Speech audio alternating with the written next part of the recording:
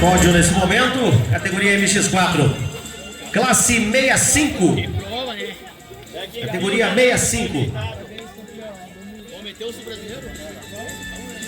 Quinta posição, o Vitor Vargas, motocicleta.